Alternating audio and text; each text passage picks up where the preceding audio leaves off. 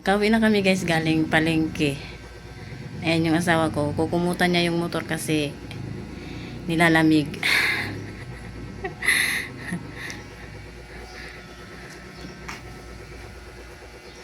Ayan.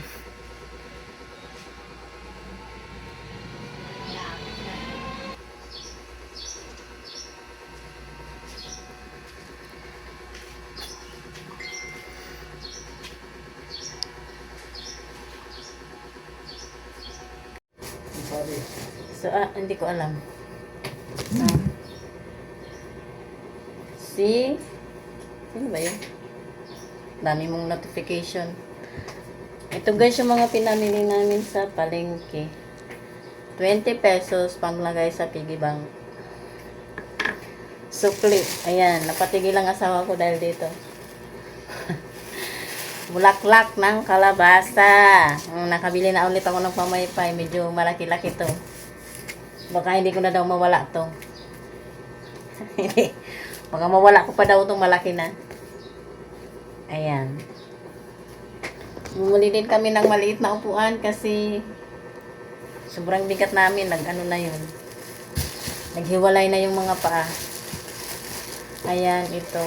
Ito yung sinasabi ko sa asawa ko na ganito ang hibi na hinahalo sa pansit bato.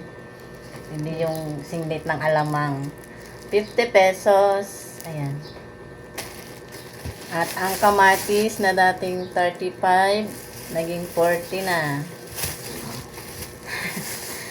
Alamang na may pink. Repolyo. Ayan.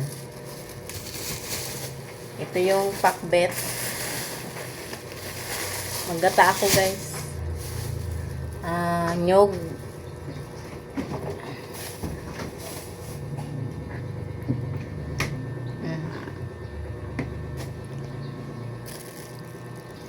Ito naman ay yung binili sa Dali.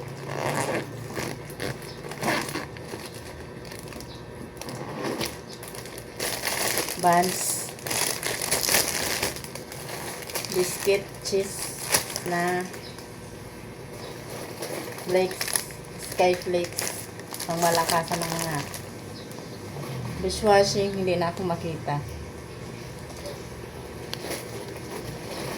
Pancit Canton. Bakit may ano dito? Noodles, Pancit Canton. Meatloaf. Pancit Canton. Hindi na ibayad yung barya. Hindi na talaga ako makita.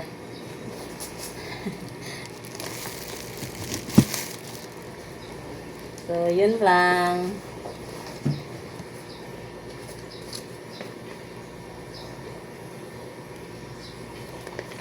$2.64 yung sa Dali. Kita niya?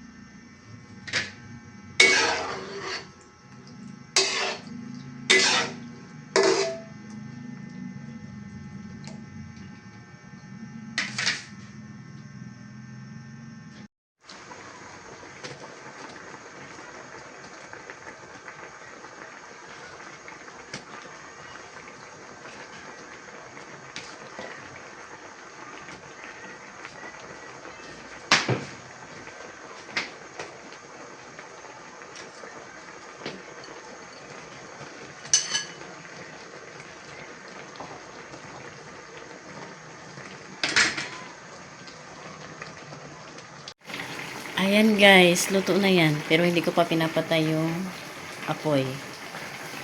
Yung apoy na kala namin parang malapit na ang buhay. Durog na yung bulaklak ng kalabasa. Hindi ko na nilagyan ng asin kasi yung yung pawis ko. Nagluluto lang ako pero yung pawis ko grabe naman niya. Oh. Alamang na lang yung nilagay ko. Maalat naman yun. May lasa. So, hindi na ako naglagay ng asin. Yung pawis ko ba? Yung isa sa sobrang init, hindi na makatulog. Grabe oh. Lumabas ng sebo. At yung sinaing, in na rin. Malala to. Maaga akong naliligo kaya hindi ako maliligo mamaya. So, bye-bye na. Yung ano pala, yung repolyo. Andyan pa, hindi ko pa naliligpit. Pero bukas, yan ang lulutuin ko. Papanoorin ko na lang yung nasave ko na video kung ulitin ko yung sinave ko na video kung paano ang kanyang pagluto ng ano yun repolyo. Ang sahog niya ay siomai na maliliit at saka sotanghon. May sabaw siya. Itsura. Bye-bye.